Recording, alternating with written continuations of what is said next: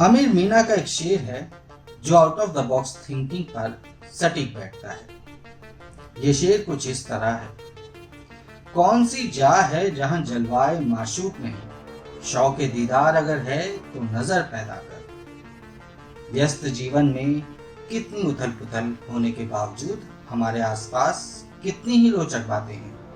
लोग हैं, खुशियां हैं, प्रेरणादायक किरदार हैं जिन्हें शायद हम नजरअंदाज करते रहते हैं। आपने कभी अनुभव किया है किसी की कहानी सुने और आपको ऐसी खुशी की अनुभूति हो जो इस बात का प्रमाण दे कि कितना कुछ सकारात्मक है इस दुनिया में, बस नजर पैदा करने की देर है।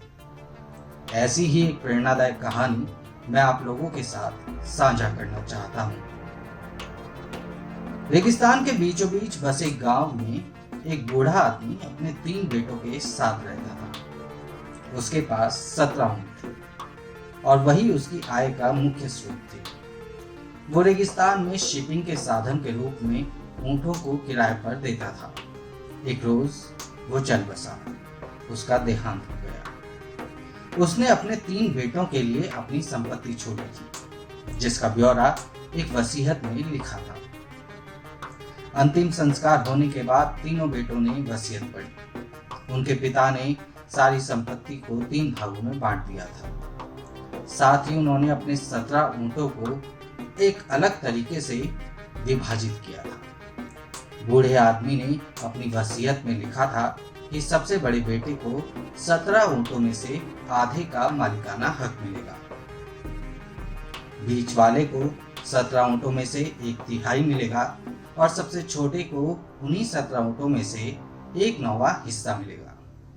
ये वसीयत पढ़कर सभी दंग रह गए। एक दूसरे से सवाल करने लगे कि वसीयत में बताए गए 17 ऊंटों को कैसे बांटा जाए। 17 ऊंटों को बांटना तो दूर की बात, 17 ऊंटों को आधा करके बड़े बेटे को देना भी संभव नहीं।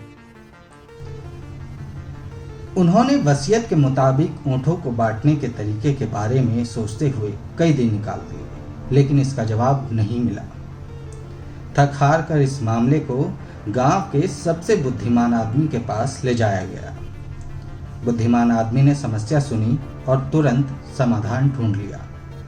उसने उस बूढ़े आदमी के बेटों को कहा कि अपने 17 ऊंटों को वो उनके पास लेके आए।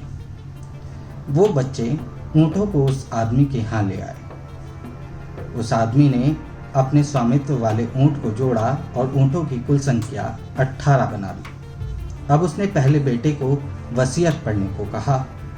वसीयत के अनुसार सबसे बड़े बेटे को आधे ऊंट मिले, जिनकी गिनती अब 18/2 यानी 9 ऊंट हो गई। सबसे बड़े बेटे को उसके हिस्से के रूप में 9 ऊंट मिले। अब बाकी बचे 9 ऊंट।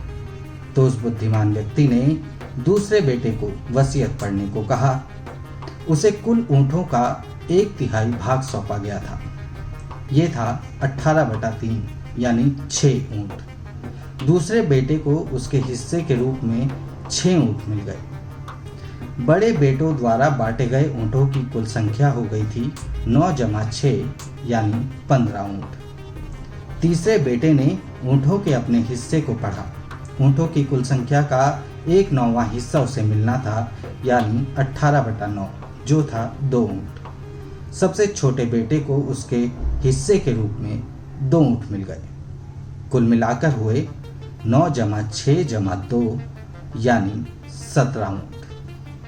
अब बुद्धिमान व्यक्ति द्वारा जोड़ा गया 1 ऊंट बच गया था, जिसे उसने वापस ले लिया। बुद्धिमान व्यक्ति ने अपनी बुद्धि से समस्या को बड़ी ही चतुराई से हल किया था और इसी को कहते हैं out of the box thinking.